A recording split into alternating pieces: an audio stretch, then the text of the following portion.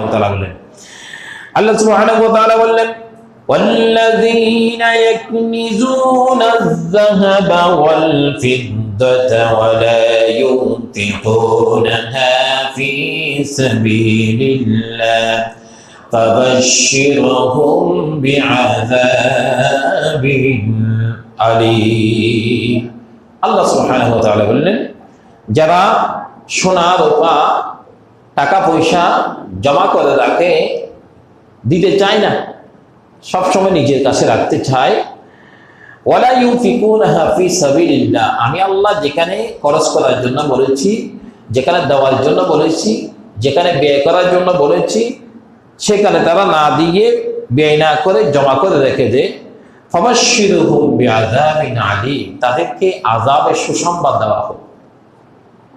আযাবের সুসংবাদ বলতে এটা আল্লাহ সুবহানাহু ওয়া তাআলা আক্ষেপ করে বলছেন তাদেরকে আযাবের সুসংবাদ দেওয়া হোক, তাদের জন্য আমি এমন আযাব রেখেছি যে আযাবে তাদের জন্য কলিজা পর্যন্ত ভেঙে যাবে। এরপরে যাকাত না দেওয়ার ভয়াবহ অন্য একটা আয়াতের মধ্যে আল্লাহ সুবহানাহু ওয়া তাআলা আবার বললেন ইয়াউমা ইউহমা আলাইহা ফি নারি জাহান্নামা ফাতুকওয়া বিহা জিবাহুহুম ওয়া জুনুবুহুম ওয়া যুহুরুহুম হাযা মা কানাজতুম লিআনফুসিকুম ফাযুকু মা কুনতুম তাকনিজুন। যারা সেই দিন স্বর্ণ রৌপ্য জাহান্নামের আগুনে উত্তপ্ত করা হবে, গরম করা হবে। যে সম্পদগুলিকে যাকাত না দিয়ে রেখে দিবেন মানুষ, এই সম্পদগুলিকে কিয়ামতের দিন একত্র করা হবে। সমস্ত সম্পদকে, যা পৃথিবীতে ছিল সমস্ত সম্পদকে একত্র করে জমা করে ওই জায়গায় উপস্থিত করা হবে কিয়ামতের দিন তার সামনে, এবং এগুলিকে সম্পদের পরিবর্তে যা স্বর্ণ রূপ টাকা সমস্ত কিছুকে আগুনে উত্তপ্ত করা হবে, গরম করা হবে। পৃথিবীর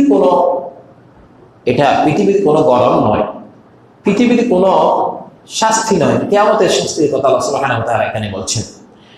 এরপরে ফাতুকওয়া বিহা জুবাহুহুম, অতঃপর তা দ্বারা তার কপালের মধ্যে শাস্তির জন্য তার কপালের মধ্যে সেক দেওয়া হবে। একটা গরম লোহাকে যদি আপনার কপালের মধ্যে যদি লাগানো হয়, শাস্তি কেমন হতে পারে এটা বোঝানোর জন্য আপনি চাইলে যেখানে লোহা বানানো হয়, যেখানে দা চুরি বানানো হয়, সেখানে গিয়ে দেখতে পারেন একটা নক্ত, একটা গরম লোহাকে নিয়ে আপনি কপালের মধ্যে লাগালে কেমন লাগে। আল্লাহ বলছেন ফাতুকওয়া বিহা জিবাহুহুম, এই শাস্তিগুলির জন্য তাকে সর্বপ্রথম তোমার কপালের মধ্যে এই শাস্তি ছিল, এই শাস্তি তুমি কপাল থেকে শুরু করো। এটা আমার ভাগ্য ছিল বিধায় আমি আজকে কোরআনের কথা শুনি নাই, হাদিসের কথা শুনি নাই, আল্লাহর কথা শুনি নাই, আলেমদের কথা শুনি নাই, এগুলিকে বিদ্যাগুলি দেখিয়েছি, প্রত্যাখ্যান করেছি। আল্লাহ বলছে তোমার কপালে ছিল, যেন কপাল থেকে শুরু করতে তোমার শাস্তি। এরপরে উজুহুহুম ফাতুকওয়া বিহা জিবাহুহুম ওয়া জুনুবুহুম, তাদের পাঁজরের মধ্যে সেক দেওয়া হবে।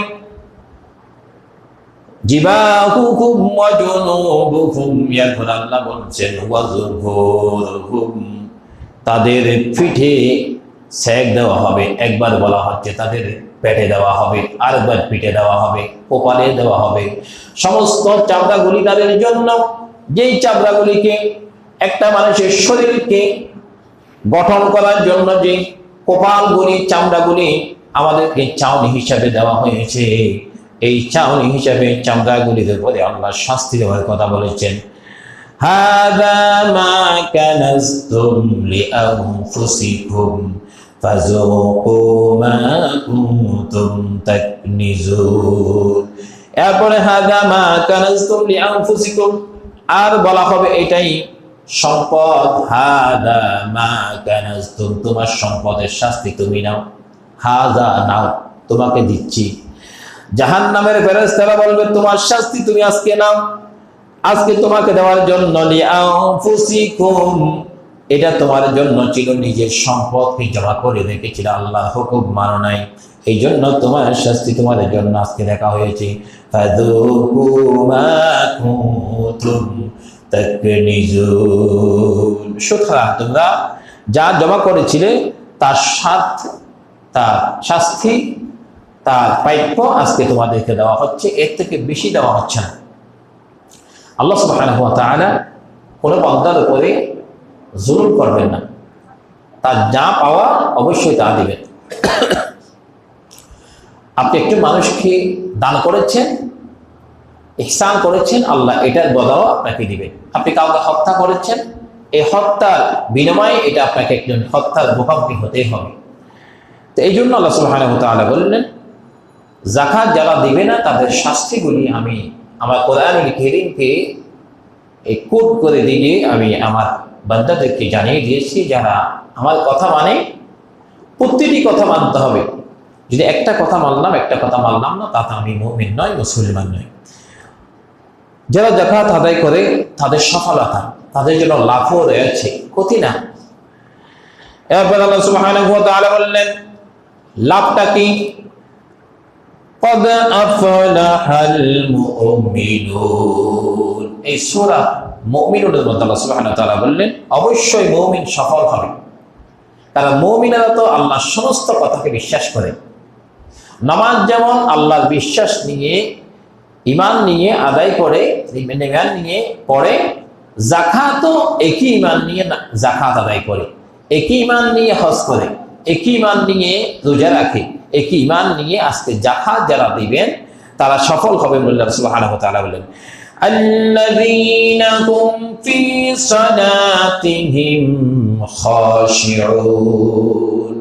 নামাজটা যদি কেউ আল্লাহর ভয়ে পড়ে, মানুষের ভয়ে নয়, মানুষকে দেখানোর জন্য নয়, আল্লাহর ভয়ে যদি কেউ নামাজ পড়ে, মানুষের ভয়টা বাদ দিয়ে আল্লাহকে খুশি করার জন্য বিনয়ের সাথে, আল্লাহ সুবহানাহু ওয়া তাআলা বললেন ওই নামাজিরাও সেই দিনে কিয়ামতের দিন সফল হয়ে যাবে। সুবহানাল্লাহ। ওয়াল্লাযীনা হুম আনিল লাগওয়ি মুরিদুন, আর যারা অনর্থক কথাবার্তা বলে না, বেহুদা কথাবার্তা বলে না, অপ্রয়োজনীয় কথাবার্তা বলে না, কান দিয়ে কথা শোনে না। কারণ কানও একদিন আমার বিপক্ষে সাক্ষ্য দিবে। কান সাক্ষ্য দিবে, জবান সাক্ষ্য দিবে, হাতগুলি সাক্ষ্য দিবে।